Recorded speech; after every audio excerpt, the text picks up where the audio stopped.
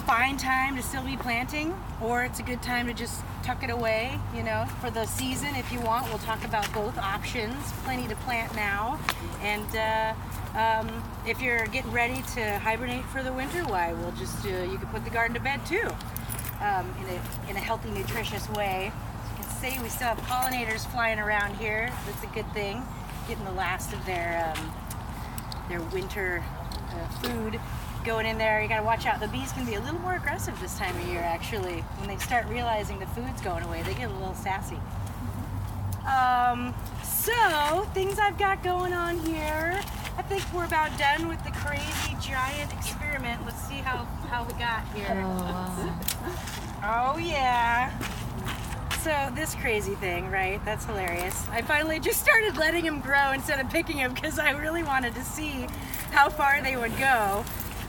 So that's really fun. I'm gonna get rid of this this plant today because you can see actually there are still some good edible fruit, and we'll have a contest to see if we'll have some kind of question and answer thing at the end, and you guys can win one of these.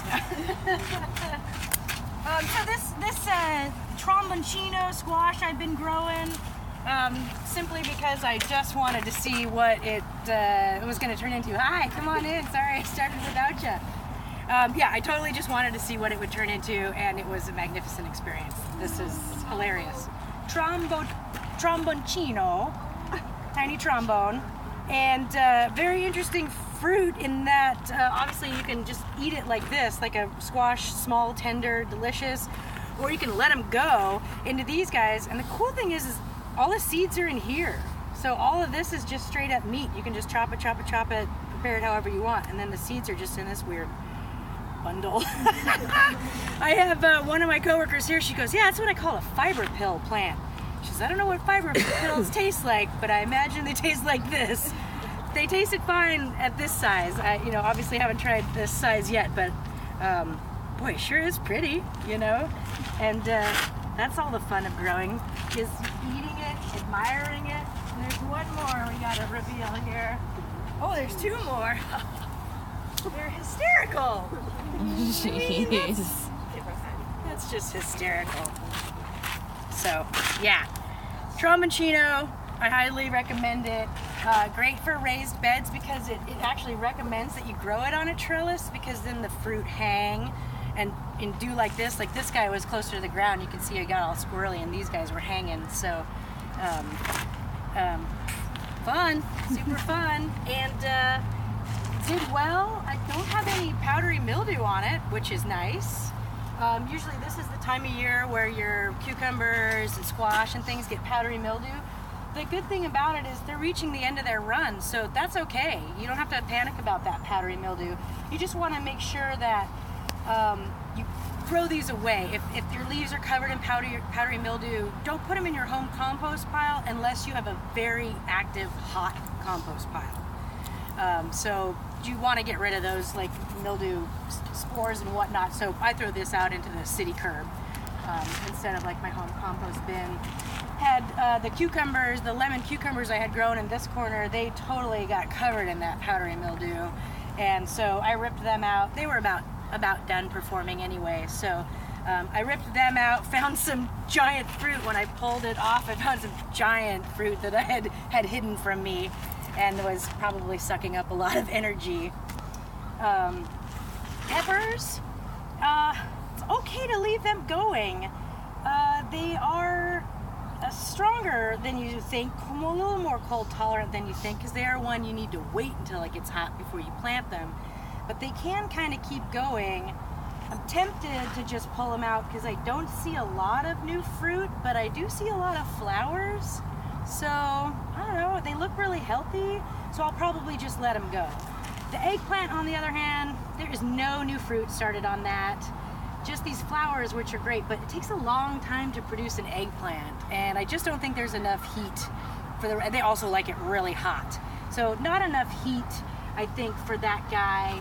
And like I said, I don't see any more significant fruit growing on it set yet, so these in theory could get, germinated today, but I just don't see it happening. So I'm gonna pull those dudes out. Also gonna take my tomato plant out today because these guys are probably not gonna get red. You can, if you love your tomatoes, you can start going in and just, measure twice, cut once. Look twice, cut once. You can go in, and what I should have done is cut obviously above the fruit, but just cut off anything extra on your plant that's sucking up energy. Like it's still growing, it's still producing flowers, still using a lot of energy. Take that away and let it put the energy into these little green dudes. You might get a little bit of color. Also, plenty of recipes online for green tomatoes, because that is an Oregon delicacy. So I would just go in and look at any branches that might have some fruit still on them, and you know, if there is fruit on the branch, cut anything else above it off. If there's not fruit on the branch, you can totally take it out. Look at this weirdo. He put on a fruit set and then he started growing another leaf again. Weirdo. Yeah, again, you could maybe leave those little guys on and like just prune that one off, but I don't like tomatoes anyway, so I'm getting rid of the plant. It's harsh in my garden. It's harsh. You gotta, it's a hard coal sometimes. But yeah, so like I said, yeah, you know, you could go in and whack back all of this fresh new growth that's happening and let it put the energy into that fruit, or just take it out completely. The basil definitely needs to go. It should have gone a week ago. It's starting to turn a little yellow here, as you can see. So it's, and I just keep pinching the flowers off, basically because I am too cheap to buy pine nuts and make pesto. So I've just been holding off and pinching the flowers off to let the plant grow, but it's starting to turn yellow, so it's definitely time to pick it before the whole plant just gets bitter and not delicious. And so with that, I just would simply go right on in there and just cut it right at the base. As always, there's the two theories where you could leave that root system in there to decompose. That adds natural organic matter, or you could take the whole thing out, you know, shake it off, chuck it in your compost pile. Either way works. The last one that I cut off, its little dead stems are still there. It didn't rejuvenate. This one I did cut back and it totally rejuvenated. This one I cut back and it died like it should. So that guy's there. And you know, my great grandma, she always said, you put a lot of work and money into that soil, don't take it away. So I always tap off all the soil and then compost that. It's like, that's what I did, because that's what my great grandma did. Tiffany, you hauled all that soil in here, don't take it away. Okay, so our experiment here, my seeds, my carrots, and my lettuce. Not too excited about this reveal.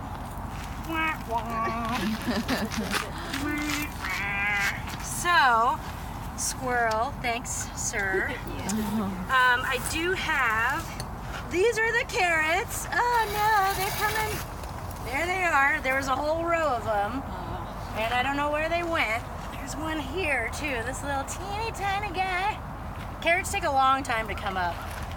So this little teeny guy here. And then I did a row of lettuce here, and I got these guys, and this one. And the rest of these little darn sprouts are still that borage plant. I put a borage in here just to get the flowers because I wanted to make sure pollinators were coming back here. And when I pulled the borage plant up, there was just all these little leaves everywhere. So it totally reseeded heavily. And I let them go till they formed a true leaf, so I knew exactly what they were. This is like the baby leaf, and then all of a sudden the true leaf came up, and I could totally tell it was the fuzzy borage leaf. So I've just been plucking these little sprouts out wherever I see them. They come out really easily, but you can see the difference here between my little lettuce leaf and that borage. So I just kind of pull those dudes out so they're not taking away any energy from my two lettuce plants that germinated. So, you know, it's a hard life sometimes growing things from seed. And when you have the neighborhood cats coming in here and, you know, it's my work bed, so I'm not always available to come back here. We had a couple of hot days where I knew those seeds were drying out and just was not able to get back and water them in time because that top layer of soil dries out so quickly. You really have to keep it moist.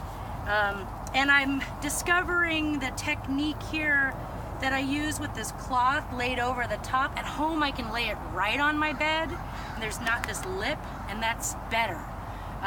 Here with it suspended above it, I feel like, you know, critters were still getting underneath it and the watering was not as smooth when I have it laying directly on the bed and I water at home. It just soaks right in. Whereas here when it was teepeed across the top, it would still like pool, the water would pool and like drip down in the center of the cloth. So it wasn't distributing it easier. So in the future, you know, I would maybe just straight up like I do at home, lay that right on there. Just right on there instead of propping it up like I did. Yeah, and that helps. Also, this is a thicker frost cloth than I use at home, and I feel like the water didn't go through it as easily as the thinner.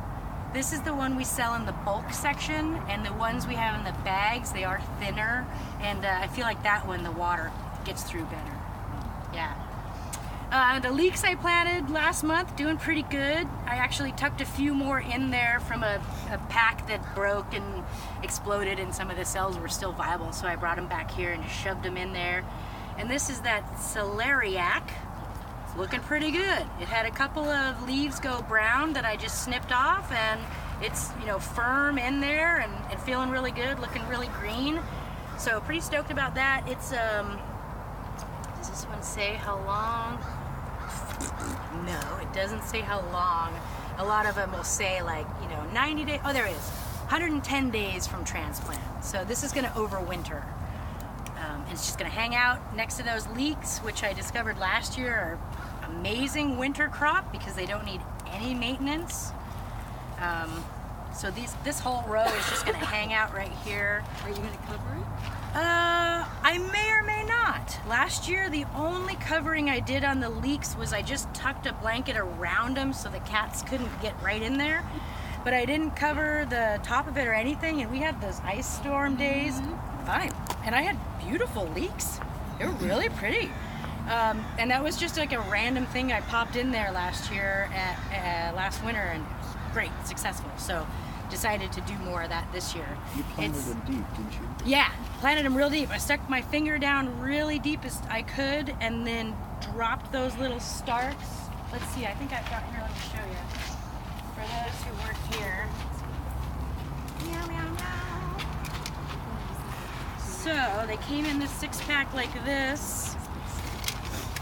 Pop them out of the shell, and then you just go,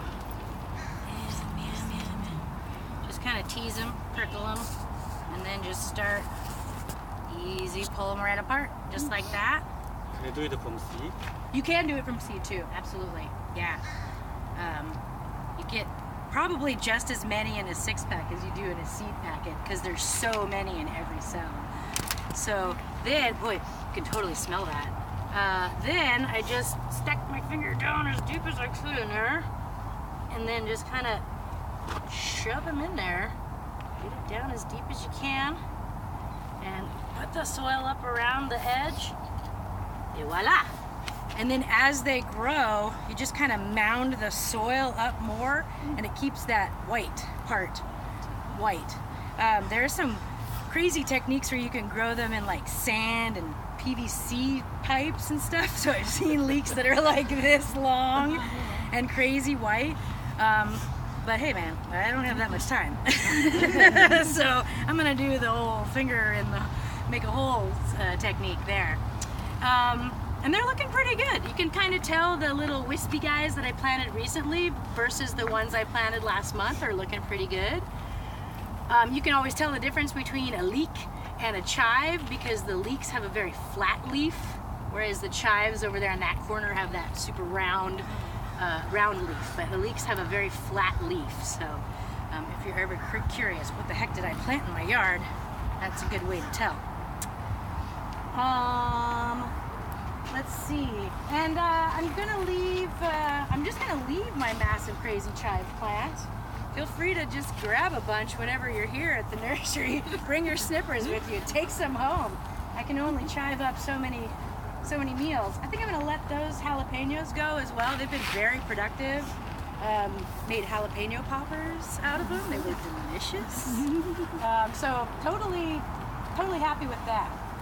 I think I realized this year, pepper-wise, I grew these poblanos because my boyfriend makes a sauce out of them. But then, the poblanos, I only had these 2 plants, and they would only be like onesies and twosies ripe at a time. That's not enough to do a sauce with. So it really got me thinking about, using my space and how much do I want to get out of it? Do I care? And in the future, I think maybe I'll do something different, like I liked the jalapenos because I was able to pick like 7 to 10 of them at once, or like sweet peppers, where it's okay if you only pick 1 or 2 at a time because you just can saute up 1 or 2 at a time for your meal. Whereas here, I feel like I kept picking these onesies and twosies, as you can see, like it's just these guys that are kind of ripe today, and not a lot you can do with just 2 little poblanos. They do add some flavor, but I was like, I want more. So I think next year I'll choose a pepper that has smaller, more prolific fruit, the jalapenos, or like a bell pepper, where again it's okay if you're just picking 1 or 2 at a time. That was a little trick to picking your peppers. You can tell when they're ready. If you lift them up and just gently pull and nothing happens, they're not ready. These guys, I lifted them up and they just popped right off. So that's how you know your peppers are ready. Fun fact. Let's see. Well, I guess I'll just start getting to town. Oh yeah, the aca, this stuff here, aca. I lost one of the plants. It just seemed to rot right at the base, and I said, oh, this kind of looks weird, and I grabbed it and kind of gave it a little, and it just came right off. And I dug down in there, and I did not find any little tubers. So they're either deeper than I dug, or that plant just failed, and I don't know why, because I've never grown it before, and I don't even know what it is, really. It's that. OCA is how you spell it. They are like potatoes. And I just thought they were really cool, and the plants weren't selling, and I hate to see plants die, so I put them in the ground. They are 180 days though, so it's a long time to occupy precious space in your raised beds. So you have to be okay with that. And I am just gonna let them go to see what happens, to see what they do over the winter. I will probably cover them and monitor that, but I'm gonna just let them be and see what happens. Never know. Maybe if I dig down deeper, I might actually find something. I didn't see anything. And in fact, like the root, there wasn't even like a root zone that I was hitting. So I don't know what happened with that. Total crop failure. I have no idea why. Okay, so today we're gonna plant garlic because that's what it's time to do. It's time to plant garlic. You can plant lettuce. Get another quick round of greens in. Arugula is great from seed or starts. I feel like it looks prettier from seed. It comes up better from seed. It can easily discolor in the 6-packs after a while. It looks kind of ratty in the 6-pack. And I know if you plant it, it'll flush out of that, but it seems to be a good one to grow from seed. We did get a flat of the Winter Density, which is one of my favorite lettuces to grow. It's a miniature romaine. And I think on the tag it says to probably put it 6 to 8 inches apart, but I find if I plant them 4 inches apart, they just make really nice little tidy little heads of romaine. Super delicious, easy to grow. Winter Density. Yeah, we got a flat of that the other day, so that's out there. Your kales, time to do your kale. Of course, I left all my handouts in the classroom. I pulled a bunch of handouts like crop rotation, cover crop. Oh yeah, well there's a couple. I have more in the classroom though, so after class, head back into the classroom and grab all those. Yeah, the kales, the broccoli. You could even do some radish right now from seed. A lot of them are like 23, 25, 30 days. Totally legit. You got time for that. Yeah, what else? Well, on the veggie calendar, you'll see that which I've got in the classroom. I don't have the veggie calendar out here, but there. And then, always just peruse what we have available. We've got a bunch of garlic in right now. We're still waiting on the onions and shallots, though. They come whenever they dig them. So we can't ever give an ETA, which is extremely frustrating as an employee and a customer to hear. I don't know when they're coming, but they should be here any day now. But that's all I can give you right now. All right, so let's get, I'll show you, I'm gonna rip some stuff out and I'm gonna put some stuff in. These guys, they look beautiful, but again, I'm not gonna get anything out of that. So I'm gonna go ahead, just as curious to see how big the root system is. I was having a problem with worms, these wire worms, getting into my eggplant. Once the fruit got heavy enough and it would dip down and it would touch the ground, and then these worms would crawl up in. Blech, it was so gross. I was like, look at this beautiful eggplant. Blech, and there was a full-on just creepy worm poking out the end of it. It's horrible. So I made these little things and I slid it under there so when the fruit got heavy, it wasn't touching the earth and created a barrier. And I did not have worms in the final guys. So I'm just kind of curious. I just want to see my root system here. So I'm going to do it this way just to pull it out. Yeah, it's looking good. So nice healthy root system there. You can see how kind of deep and far the roots of the plants go. Give you an idea how well you did with your gardening, Yeah, that's looking pretty good. Nice roots. Get all that extra dirt off. Save it. Save it. Yoink. Again, I could just cut it off. Right here, down here. Boy, this is like woody down here. It's pretty neat. Yeah, you could just cut it like that and leave the root zone in there. That's perfectly fine.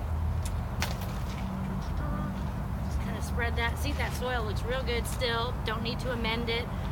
You don't fertilize this time of year because you don't want your plants to push any new growth. Compost, adding fresh little compost will give them enough nutrients to make it, and also will create a nice mulch to keep your beds warm. But you don't want to go like crazy and like fill them back up this time of year because we're going to get a bunch of rain and weather, and it's a shame to put a bunch of good soil in there and then just have it get rained on all winter with nothing in it, wash the nutrients right out. So just add a little bit of compost if you need to, or if you're planting. Other than that, I don't really fertilize or add compost too much this time of year. What is the base of the soil? This one is, it's a combination of a lot of stuff. I recommend if you're filling it from scratch, you can go to places like Mount Scott Fuel, where they have all sorts of different soils, and you can get the 3-way or the 4-way mix is usually what it's called. And it'll be, like sand and loam and soil, like all the 3 or 4 things that you need. That's a good bet. In here, I used a combination of our raised bed mix that we sell, and then I put some mushroom compost in here. I used the planting compost that we sell, but I found it to be very hydrophobic. The water would just bead up and run right off of it. I'd water, and then I'd notice it was just pouring out here. So that's when I put the mushroom compost, because it helps with the moisture. And then I actually used the potting soil. I think it's the Gardener's Choice. No, I can never remember it. It's the only potting soil we sell at 2 cubic feet, but it had a really good amount of dirt in it. So I actually put that in there to make up for the fact that other stuff was just ricocheting water right off of it. It was just totally repelling the water.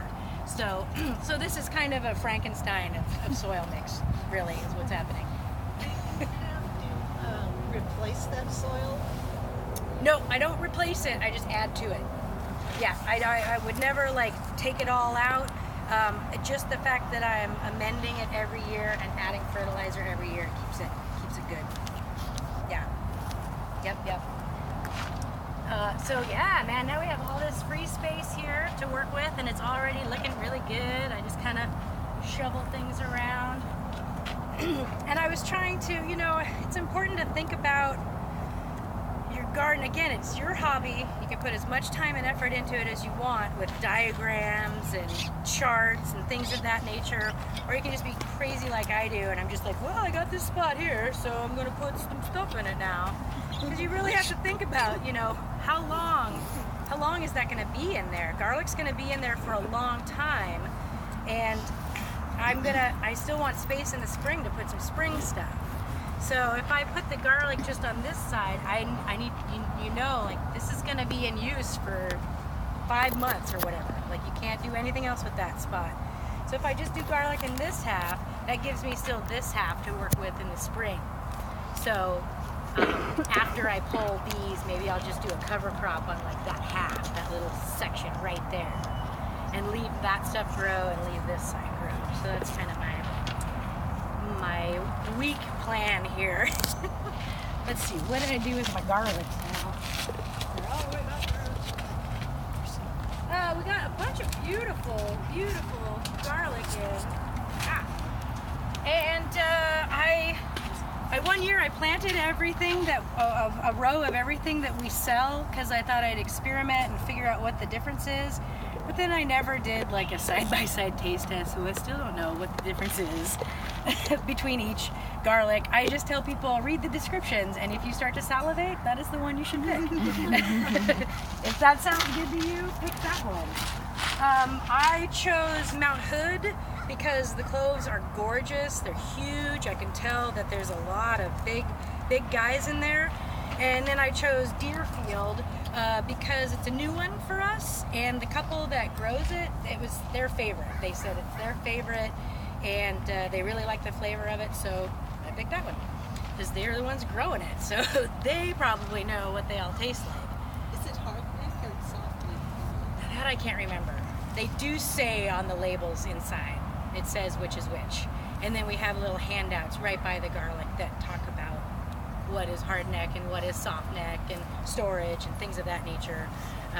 But I actually did not take note of that, so I don't know. So I'm just gonna Jack the Pan this open. Of course, he does it much better. He's 90 years old and he can crack a garlic clove like nobody. All right. Just kind of get that husk off there and start peeling. Yeah. Guys. There we go. Boy, these are gorgeous. Big, beautiful cloves. So with the garlic, the idea is to try to keep the skin on, because it can rot if it pops off, but it just sometimes pops off. So you just gotta go with it. I haven't had too much problem with it rotting, even if the skin did pop off. I just pick off the biggest ones, and then if there's little tiny ones you don't want to bother with, just cook them up. You can totally cook with this. God, these are gorgeous. They're all huge. So that is beautiful. That's the Mount Hood. So I'm gonna make a row just so I can see it, because I always have my classic problem of planting things and then looking away and then forgetting where I just put something in the ground. I'm gonna go maybe 4 to 6 inches. Oh, here's one of those wire worms. Jerks. So, and the ones I got in my eggplant were like 4 times as big as this.